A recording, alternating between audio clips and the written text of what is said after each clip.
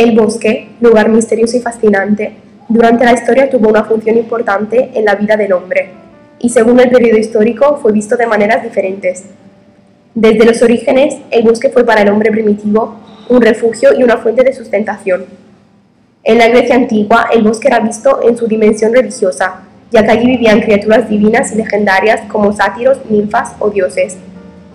A través de la descripción que Odiseo da para referirse a Polifemo, se entiende che il bosque è para los griegos de la antigüedad un lugar inquietante. Era un mostro immenso, non somigliava ad un uomo che mangia pane, ma la cima selvosa di altissimi monti, che appare isolata dalle altre. Odissea, canto 11, líneas 181-192. A los ojos de Odiseo y del hombre común, por lo tanto, el gigante Polifemo parece un ser tosco y alejado de la civilización. Esta comparación nos hace comprender la visión griega de la relación entre la naturaleza salvaje y la humanidad civilizada, porque la montaña y el bosque representaban el exacto contrario de la civilización de la polis. Más tarde, también los monjes benedictinos vieron la naturaleza el vínculo perfecto para encontrar a Dios. Ellos indicaron el bosque como un lugar ideal para dedicarse a la oración y al trabajo.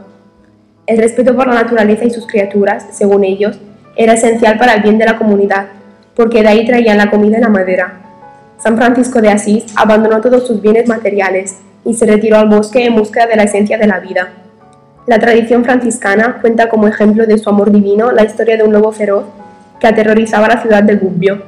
La intervención de Francisco permitió concluir un pacto entre el lobo y la ciudad.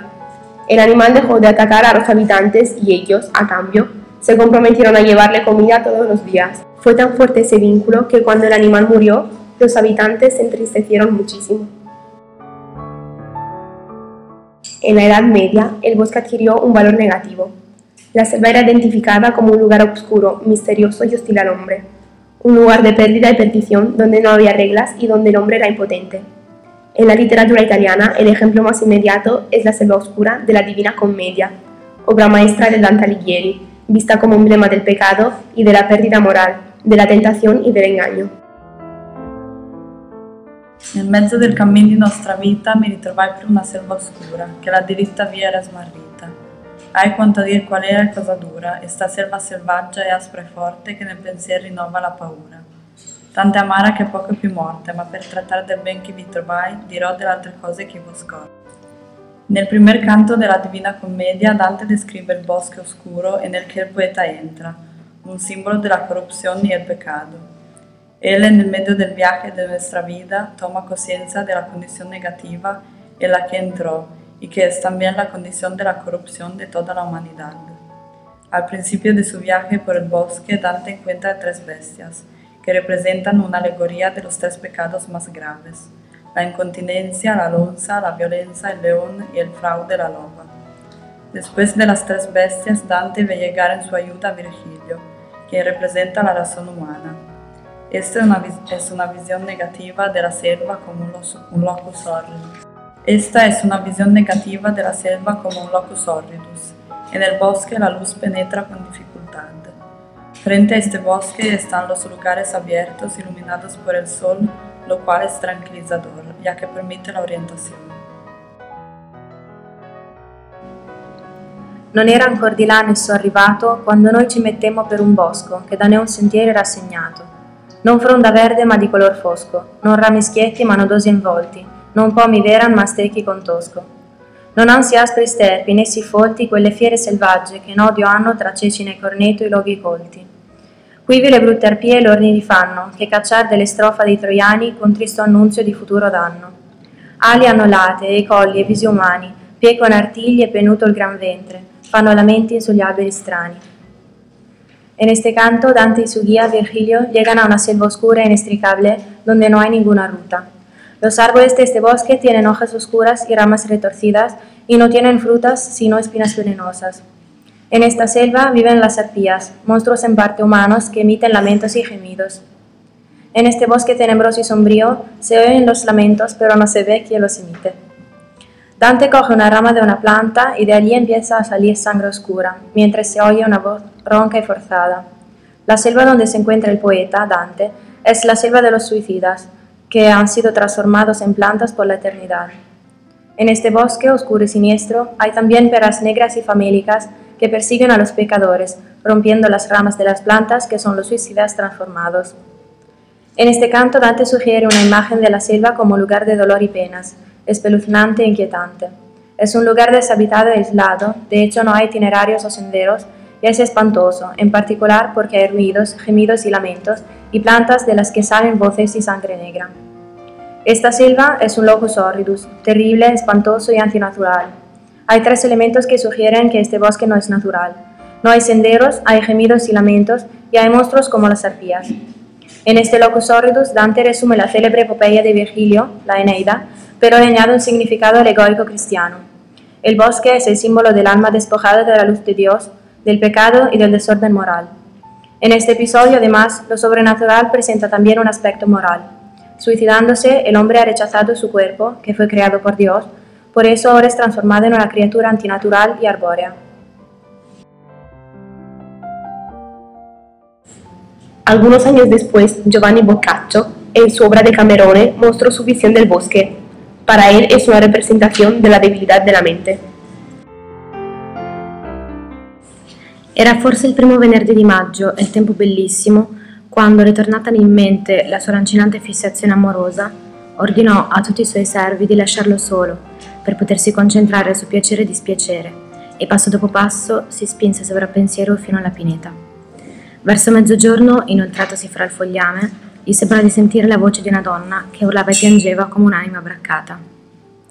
E nel famoso libro De Cuentos de Camerón de Giovanni Boccaccio, el bosque, cerca del lido di clase, enmarca la historia de un chico burgués, que se llama Anastasio, que vive en la ciudad de Rávena y se enamora de una chica. Normalmente, en la tradición medieval, los cuentos estaban enmarcados en un lugar totalmente hostil o totalmente placentero. En este cuento, la división entre locus amenus y locus horridus no está tan clara. Al principio, el bosque es un lugar de paz, de tranquilidad y de evasión mental, pero hacia la mitad del cuento, cuando Anastasio ve la representación infernal, el bosque empieza a cambiar y se convierte en un lugar perfecto para una mente enferma. Podemos decir que este es un bosque que cambia cuando cambian los pensamientos del protagonista, y por eso no es un lugar real, sino una representación de la demencia a causa del amor y de la soledad. La idea de la selva como un lugar que desorienta y engaña está presente también más tarde en Ludovico Ariosto. En su poema épico Orlando Furioso, la selva encantada es un laberinto en el que los personajes no consiguen nunca encontrar lo que están buscando.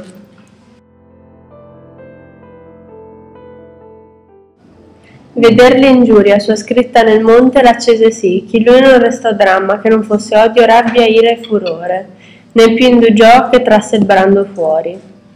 In tanta rabbia, in tanto furor venne, che rimase offuscato in ogni senso. Il quarto dì, da gran furore commosso, e maglie e piastre si stracciò di dosso.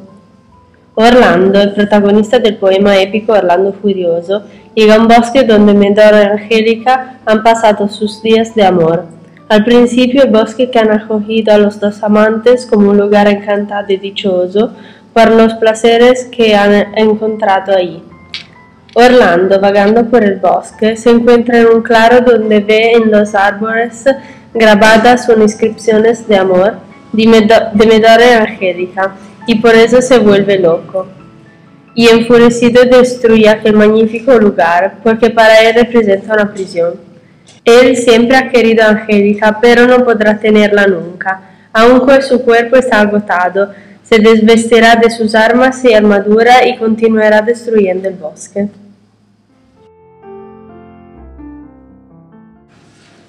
A mitad del siglo XVI hubo otro gran poeta, Torquato Tasso, que escribió La Jerusalén liberada, donde se describe la selva de Saron, que es un lugar de dispersión porque representa los obstáculos de la naturaleza que nos impiden alcanzar nuestras metas.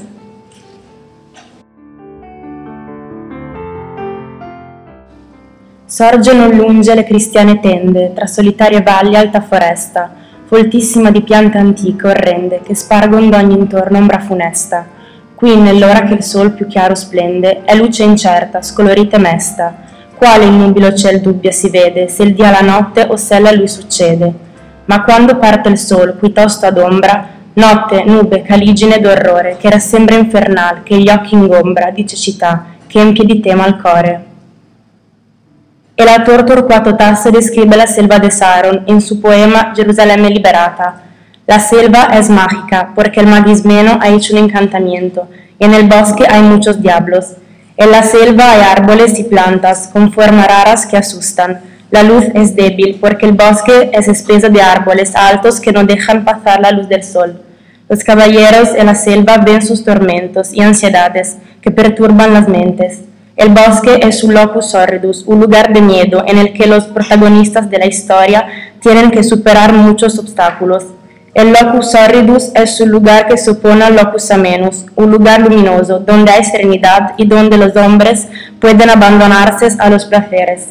La selva es el lugar de la seducción y dispersión, porque representa los obstáculos de la naturaleza que nos impiden alcanzar una meta. Con la edad prehumanista y humanista se abandona la visión negativa del bosque. En el canzoniere, Francisco Petrarca ve en la naturaleza un elemento central de su existencia, porque allí encuentra alivio a sus tormentos amorosos.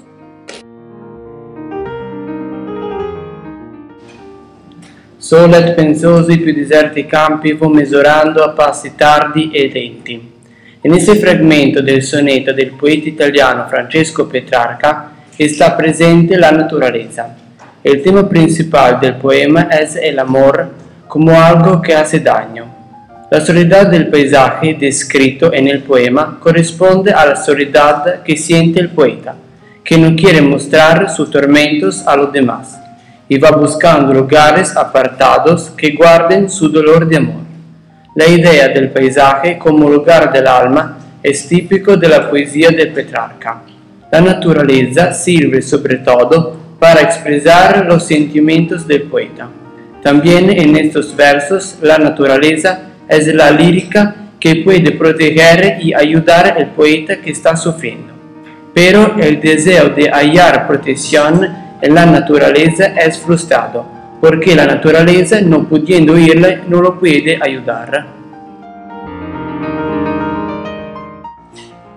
También otros intelectuales humanistas veían en el bosque un espacio armonioso y lleno de vida. Entre los artistas, el que representó más plenamente esa nueva concepción del mundo natural fue Sandro Botticelli, que pintó La Primavera. Ahí Venus está representada junto con los demás personajes en plena armonía con la naturaleza que los rodea.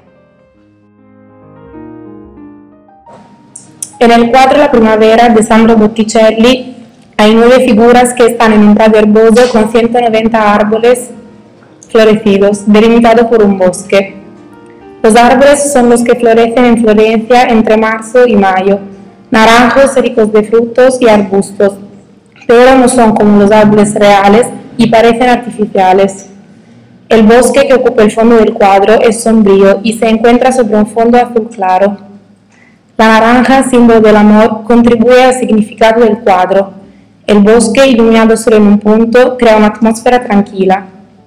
Es un bosque de la cultura y de la filosofía, rico de referencias y alusiones al neoplatonismo. Mercurio, al margen del bosque, une cielo y tierra, realidad terrenal y realidad divina, y se convierte en símbolo del amor intelectual que se contrapone al amor sensual de Cloris y Céfiro. Los árboles son emblemas de perfección, su representación es idealizada.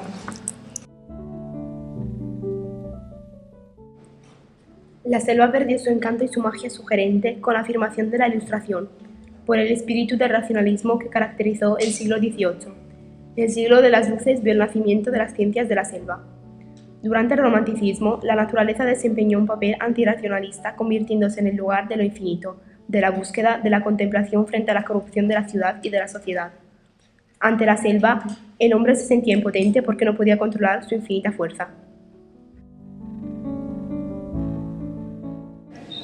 En noviembre de 1859, con la nueva teoría de El origen de las especies de Darwin, la selva corría otra vez el peligro de perder su misterio y de ser explicada solo en términos matemáticos y científicos.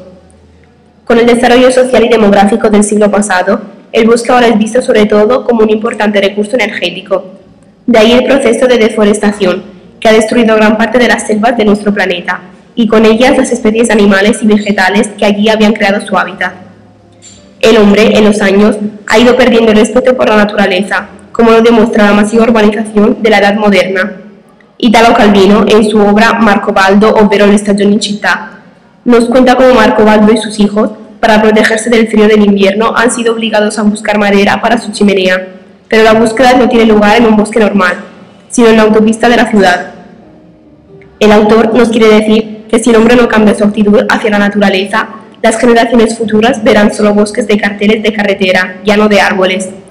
Mientras en el bosque de Marcobaldo se trata de una selva de cemento, en el cuento El caballero inexistente, Calvino presenta un bosque mágico retomando la cultura umanista. Mia madre era una bambina coraggiosa e correva sempre più nel profondo dei boschi che circondavano il castello. Un giorno, nel fitto della foresta, si imbatté nei cavalieri del Santo Graal, là accampati per fortificare il loro spirito nell'isolamento dal mondo. El bosque al que se refiere este fragmento es un lugar oscuro y tenebroso donde viven los caballeros que, en una misteriosa relación mágica con la selva, infunden miedo y temor al lector y al protagonista. Torrismondo. Para los caballeros del Santo Grial, la selva es un refugio donde pueden encontrar los elementos necesarios para su sustentación y también sirve a fortificar su voluntad de aislamiento del mundo, porque es un lugar ideal para dedicarse a la oración y sobre todo para mejorar sus artes de combate. Sin embargo, como los caballeros se muestran amenazadores, también la selva parece oscura y hostil respecto a Torrismondo. Así como en el libro El secreto del bosque viejo, de Dino Buzzati, autor contemporáneo que condena la deforestazione. Ma 2 o 3 volte quella notte ci fu anche il vero silenzio, il solenne silenzio degli antichi boschi, non comparabile con nessun altro al mondo e que poquísimos uomini han udito. El lugar donde está ambientada la historia es el bosque viejo, una selva irreal e imaginaria poblada por los genios, criaturas benévolas que residen dentro de los troncos y sufren a causa de las continuas talas de los árboles. En este bosque cada elemento natural tiene la misma alma, es un lugar rico en olores, colores, sonidos. Se pueden oír los ríos que hablan, los árboles, las hojas, los pájaros, el viento. Todo es animado y mágico. Gracias a las minuciosas descripciones del autor, entendemos que el bosque es un lugar que puede ser apreciado y entendido en su esencia únicamente por los niños. Ellos, gracias a su fantasía y a su inocencia, captan los secretos de la naturaleza. Los adultos, como el ex coronel Procolo, personaje severo, frío y pobre de ánimo, no pueden comprender la naturaleza del bosque. En este libro es evidente la intención del autor de transmitir un mensaje importante. La naturaleza tiene que ser respetada.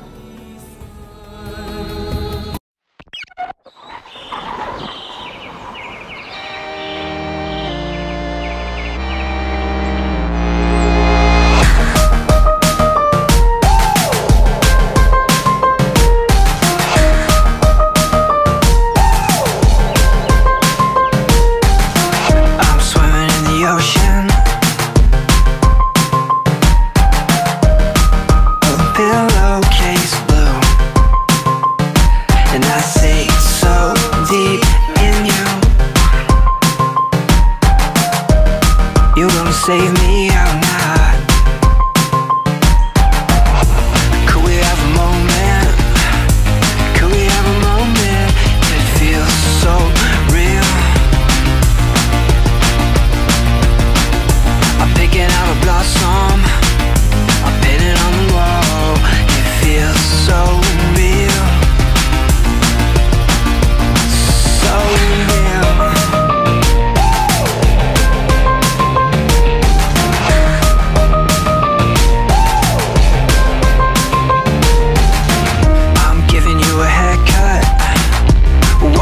Sushi